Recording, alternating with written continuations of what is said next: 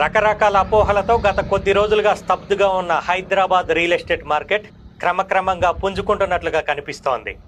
Real estate మీద ఉన్న నీలి నీడలను పటాపంచలు చేస్తూ రిజిస్ట్రేషన్లతో ఒక్కరోజే 100 కోట్ల ఆదాయంతో తెలంగాణలో స్టాంపులు రిజిస్ట్రేషన్ల శాఖకు శనివారం కాసుల వర్షం కురిసింది. వరుస సెలవులు రావటం, శనివారం మంచి రోజని నమ్మటంతో రాష్ట్ర వ్యాప్తంగా రిజిస్ట్రేషన్ కార్యాలయాలు కలకల్లాడాయి.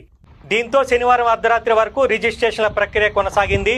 శనివారం ఒక్కరోజే స్థిరాస్తుల రిజిస్ట్రేషన్ ద్వారా ప్రభుత్వానికి రికార్డు స్థాయిలో 100 కోట్ల రూపాయల ఆదాయం సమకూరింది. ముఖ్యంగా గ్రేటర్ హైదరాబాద్ పరిధిలోని రంగారెడ్డి, మేడ్చల్ జిల్లాల్లోనే అత్యధికంగా డాక్యుమెంట్ల రిజిస్ట్రేషన్ జరిగినట్లుగా తెలుస్తోంది. సాధారణ రోజులతో పోలిస్తే శనివారం రిజిస్ట్రేషన్ల శాఖ కార్యాలయాలకు జనాలు పోటెత్తారు. రెట్టింపు సంఖ్యలో డాక్యుమెంట్ల రిజిస్ట్రేషన్ కావడంతో ప్రభుత్వానికి రికార్డు స్థాయిలో ఆదాయం సమకూరింది. అపార్ట్మెంట్లు, విల్లాలు, ఓపెన్ ప్లాట్ల రిజిస్ట్రేషన్ల కోసం రెండింతల పైగా కొనుగోలుదారులు, అమ్మకందారులతో